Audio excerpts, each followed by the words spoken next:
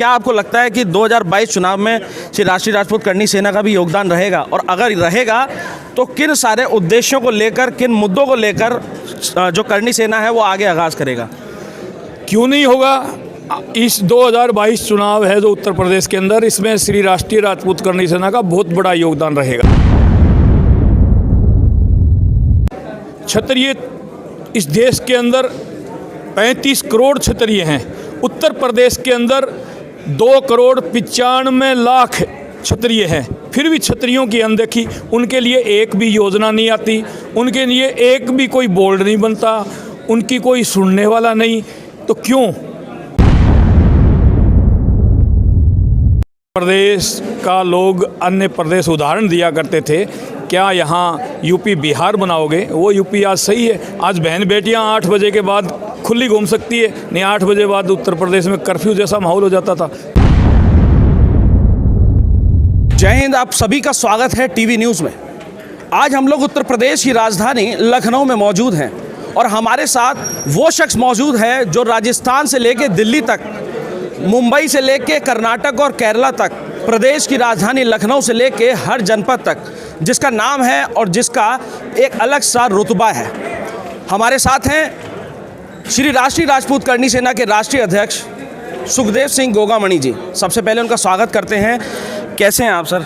बस बढ़िया एकदम, सबको जय भवानी।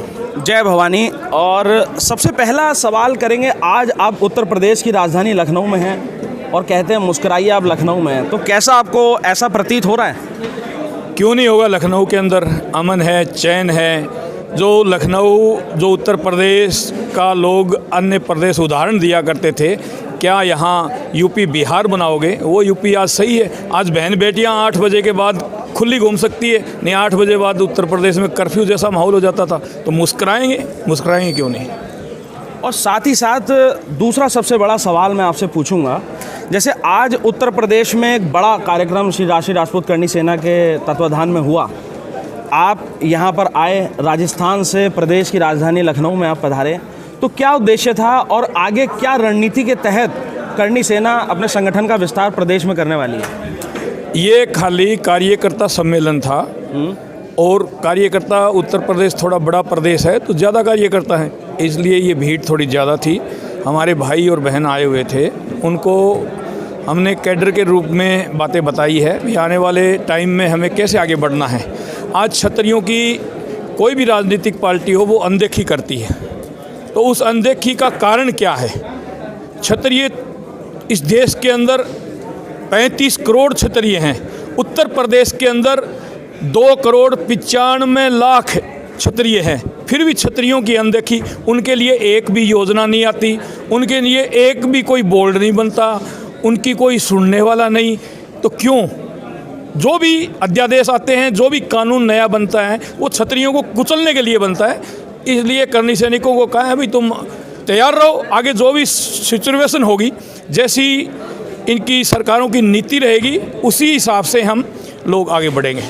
अभी ये बताइए, जैसे प्रदेश में अब 2022 का चुनाव भी निकट है और जब भी रणनीति की बात करी जाती है, जब भी किसी प्रकार की योजना की बात की जाती है, तो कहीं ना कहीं चुनाव से पहले सरकारें इन बात को अमल करने की यानी मानने की भी कोशिश करती है। तो क्या आपको लगता है कि 2022 चुनाव में श्री राष्ट्रीय राजपूत करनी सेना का भी योगदान रहेगा, और अगर रहेगा तो किन सारे उद्देश्यों को लेकर, किन मुद्दों को लेकर जो करनी सेना है वो आगे आगाज करेगा? क्यों नहीं होगा। इस 2022 चुनाव है जो उत्तर प्रदेश के अंदर, इसमें श्री राष्ट्रीय राजपूत करनी सेना का बहुत बड़ा योगदान रहेगा और वो मुद्दों पर रहेगा, मुद्दों पर आधारित। जैसे मैंने अभी आपको कहा भाई, जब 10% आरक्षण आपने सवर्णों को दे दिया, तो देने के बाद ये विसंगतियाँ क्यों? ज़मीन, मकान, प्लाट।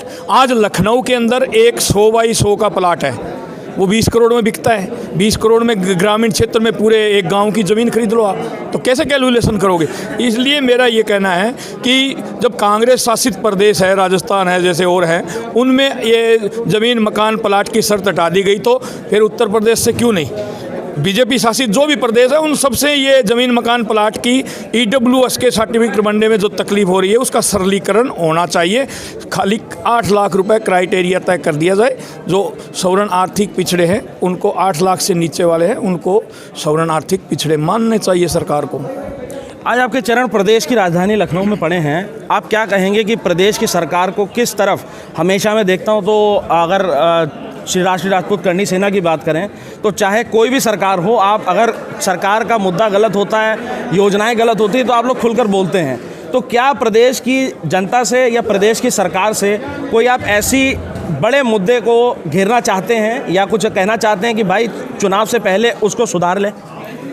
हम यही कहना चाहते हैं, ख़ास तौर से जो क्षत्रिय राजपूत हैं वो बीजेपी के वोटर हैं, और बीजेपी को हम ये कहना चाहते हैं कि हमें दादालाई प्रॉपर्टी मत समझो। हम दादालाई प्रॉपर्टी नहीं है। आज का युवा है वो समझदार है, जो हमारी सुनेगा हम भी उसी की सुनेंगे। दादालाई प्रॉपर्टी नहीं है क्षत्रिय किसी पार्टी का। तो साफ तौर पर आपका कहना है कि अगर बीजेपी आपकी बात सुनती है तो आप लोग बीजेपी को सपोर्ट करेंगे 22 के चुनाव में? अगर सुनती है तो करेंगे, क्यों नहीं करेंगे। अगर बीजेपी नहीं सुनती है तो हम बीजेपी के कोई दादालाई वोटर नहीं है। आज का युवा है वो समझदार है, और युवाओं को जगाने का काम किया है हम लोगों ने, और युवाओं को जो नीति है सरकारों की उनके बारे में अवगत कराया है। हमारी जो 5-7 मांगे हैं, अगर बीजेपी को हमारी सपोर्ट चाहिए तो वो मांगे हमारी पूरी कर दो, हमें कोई आपत्ति नहीं बीजेपी से। सुखदेव जी, जैसे देख रहे हैं कि प्रदेश की जो जनता है उसकी काफ़ी सारी समस्याएं भी हैं, और उसको देखते हुए हमेशा करनी सेना जब भी किसी की समस्या होती है तो सामने आके उसकी मदद करने की भी कोशिश करती है।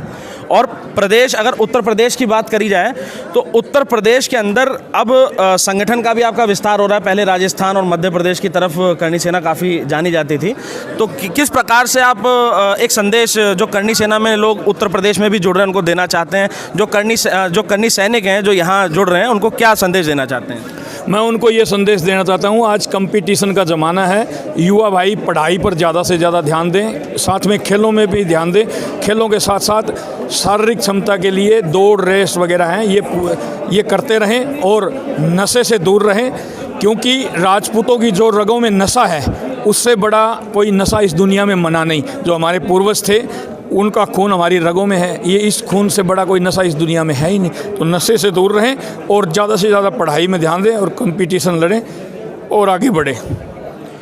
इसके अतिरिक्त कोई भी ऐसी चीज़ जो आपको लगता है कि उत्तर प्रदेश में सुधार की तरफ अग्रसर होना चाहिए? जैसे आपने अभी उदाहरण दिया कि प्रदेश में हमेशा इसको पिछड़ा देखा जाता था, उत्तर प्रदेश, बिहार को हमेशा देखा जाता था कि भाई सुधार नहीं है। तो क्या जो वर्तमान में बीजेपी शासित प्रदेश अभी ये बन चुका है, क्या आप चाहेंगे कि एक बार पुनः जैसे कार्य इन्होंने 5 साल में करे गुंडों पर और इस तरीके पर, आपका भी हमने जो रुतबा देखा एक कि कभी भी अगर किसी के भी खिलाफ बोलना होता है तो आप कतराते नहीं हैं, क्या इसी तरीके से प्रदेश में कानून व्यवस्था स्थापित होकर आगे चलना चाहिए? नहीं, कानून व्यवस्था के बारे में मैंने पहले स्टार्टिंग में ही बता दिया कि आज उत्तर प्रदेश के अंदर कानून व्यवस्था सही रूप से चल रही है। फिर भी अपराधियों के हौसले बुलंद हैं।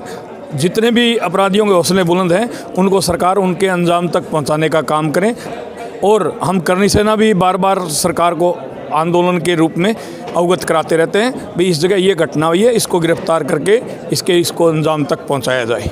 एक अंतिम सवाल आपसे पूछना चाहूँगा, जैसे आपने अभी कहा था कि क्षत्रियों के लिए कोई भी योजना स्पेशली नहीं बनती हैं, तो आप क्या चाहते हैं कि ऐसा भी कोई आयोग बने कि क्षत्रियों की समस्याओं को और उनसे रिलेटेड जो भी समस्याएं हैं उनके बारे में भी लोग सुने? भाई उसमें भी काफ़ी अच्छे मजबूत लोग भी हैं, काफ़ी ऐसे भी हैं जो थोड़े कमज़ोर लोग हैं आर्थिक रूप से, तो उनके लिए भी कुछ ना कुछ योजना बननी चाहिए। सरकार को उनके प्रति भी काफ़ी सोचना चाहिए, ऐसा नहीं है कि उनको अनदेखी कर दी जाए। क्षत्रियों के बारे में तो उनको पहले सोचना चाहिए। राष्ट्रवादिता के नाम पर आज सबसे ज़्यादा क्षत्रिय हैं। आज देश के बॉर्डर पर आप देख लीजिए, सबसे क्षत्रिय लड़ रहे हैं। तो मैं आपके माध्यम से सरकारों से पूछना चाहता हूं कि इस देश के अंदर हमने समानता लाने के लिए लाखों करोड़ों बीघा ज़मीनें थी वो सिलेंडर कर दी। उसके बावजूद हमने हमारी बड़ी बड़ी प्रॉपर्टियाँ थी, गढ़ थे, जितनी बिल्डिंगें थी वो सब सिलेंडर कर दी। तो उसके बाद ये आरक्षण थोप करके आप हमें कमज़ोर क्यों करना चाहते हो? जिनको आरक्षण दे रखा हमें कोई आपत्ति नहीं, पर जो सवर्ण कमज़ोर हो चुका है, जो आर्थिक पिछड़ा है, उसको भी तो उसका हक और अधिकार दिया जाए। जैसे अन्य लोगों को आपने आरक्षण दे रखे, उनके बोर्ड बना रखे, तो क्षत्रियों के लिए भी एक महाराणा प्रताप बोर्ड का गठन हो जाना चाहिए। क्यों नहीं हो? सुहेलदेव महाराज के नाम से गठन हो जाए, मीर भोज के नाम से गठन हो जाए, किसी भी नाम से हो, पर गठन तो हो सवर्णों के लिए। तो बहुत बहुत धन्यवाद आपका। तो जैसा आपने देखा, साफ तौर पर कहना है कि 2022 में प्रदेश में वर्तमान सरकार साफ तौर पर अपनी नीतियों को और अच्छा कर ले और क्षत्रियों के बारे में सोचे, साफ तौर पर किसी भी प्रकार का बोर्ड बनाए, चाहे कुछ भी करे, लेकिन प्रदेश में चाहे आर्थिक रूप से कमज़ोर क्षत्रिय हों, चाहे नॉर्मल और भी लोग हों, उनके बारे में भी सोचे और इसी तरीके से कानून का राज स्थापित करे। तो आप हमारे साथ इस समय देख रहे थे सुखदेव सिंह गोगामणि जी को, जो कि प्रदेश की राजधानी लखनऊ में आए थे, और इस तरीके की खबर हम आपको लगातार दिखाते रहेंगे। आप देखते रहिएगा टीवी न्यूज़ में। मोहित बजाज, कैमरामैन रोहित कश्यप के साथ, टीवी न्यूज़, लखनऊ, उत्तर प्रदेश।